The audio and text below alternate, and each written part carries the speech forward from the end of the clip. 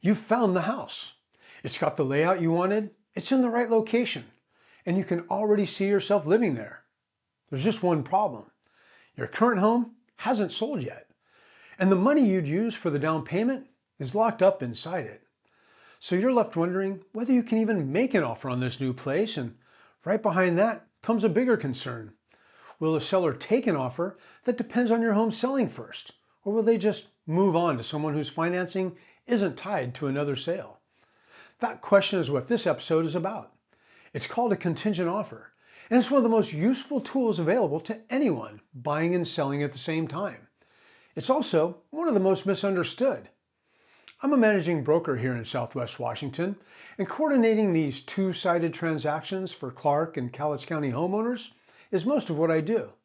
So let's walk through what a contingent offer actually is, whether sellers around here accept them, and how Washington State structures the whole thing so you know what you're working with.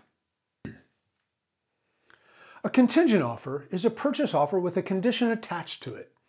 You're agreeing to buy the home, but the agreement depends on something happening first. When you're buying and selling at the same time, that condition is almost always the sale of your current home. You're telling the seller you've got the income, the credit, and every intention of closing, and the cash will be there the moment your existing home sells and closes. That's what lets you commit to a new home before the equity in your current one is actually liquid. And I want to be clear about something because a lot of homeowners get this wrong.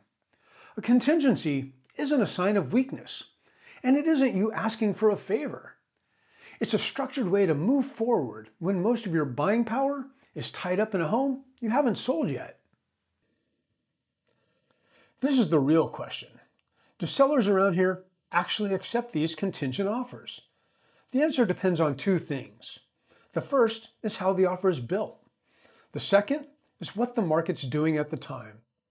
A seller's hesitation is reasonable. You're asking them to commit their home to you and to wait while a second transaction they don't control plays out. Their fear is simple. Your home doesn't sell, the deal falls apart, and they've lost weeks of market time for nothing. Here's the part that surprises people. In a hot market with low inventory, of course a seller sitting on several clean offers has little reason to take that risk.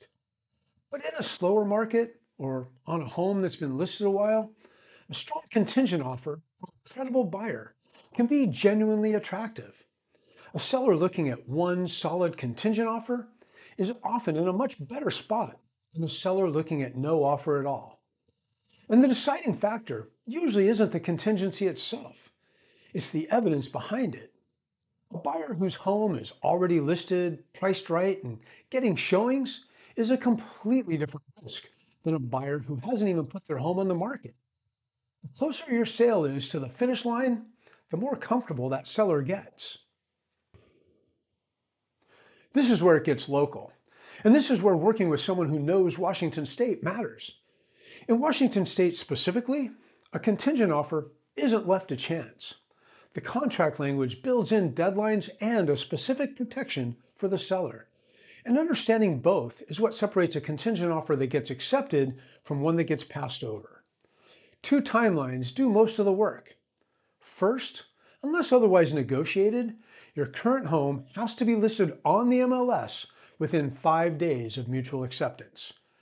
Mutual acceptance is the point where everyone's signed and the contract is binding. That's when the timeline starts. Second, and again, unless otherwise negotiated, you've got 45 days to secure a buyer under contract on that home.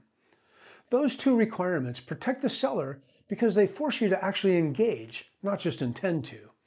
They tell the seller you're serious and that you're not parking their home while you think it over. The second piece is something called bump status, and it's really the heart of how Washington handles this. Let's say you go under contract on your purchase first, contingent on selling your current home. The seller of the home you're buying can keep that property on the market. They're protected because they're still free to look for a buyer who doesn't have a home to sell. Now, say a stronger offer comes in. The seller can invoke what's called the bump clause. You, as the original buyer, get notified and given a set response window. Inside that window, you've got three choices. You can get your home under contract and move forward. You can waive the contingency and proceed, assuming you're in a position to do that financially. Or you can release the contract and step away. Now, once your home is under contract, that bump clause is waived and your purchase is no longer at risk of being bumped. There's one more Washington detail worth knowing. The contingency language here typically requires your purchase to close within 3 days of your sale closing. That keeps both transactions tied together instead of drifting apart on you. So let's be clear about what all of this means. A contingent offer is genuinely useful, and it's also genuinely conditional. You're asking a seller to accept a second variable into their deal, and that variable doesn't always resolve cleanly. Markets shift, your home can take longer to sell than you expected. Bump status can put your purchase back into competition at a moment you didn't plan for. Now, none of that is a reason to avoid a contingent offer. It's a reason to go in with a plan for each of those moments before they show up. The homeowners I see succeed with this treat the contingency as a coordinated sequence, not a single hopeful step. Their home's ready to list. They know what waiving the contingency would actually cost them, and they've decided ahead of time how they'd respond to each scenario. So they're making those calls from preparation instead of pressure. That's what turns a contingent offer from a long shot into one a seller takes seriously. Whether a contingent offer is the right tool for you depends on your home's marketability, what the local market's doing, and how much financial flexibility you have in the window between your two closings. Those are exactly the questions worth working through with someone before you write the offer, not after. I've put together a complete guide that walks through how contingent offers fit alongside the different ways to buy and sell at the same time, how bump status works, and how to coordinate two closings from start to finish. You'll find the link in the description, along with a free checklist you can download and keep. And when you want to talk through your own situation, your home, your timeline, and what makes sense for you, that's a conversation I'm always glad to have. No pressure, no obligation.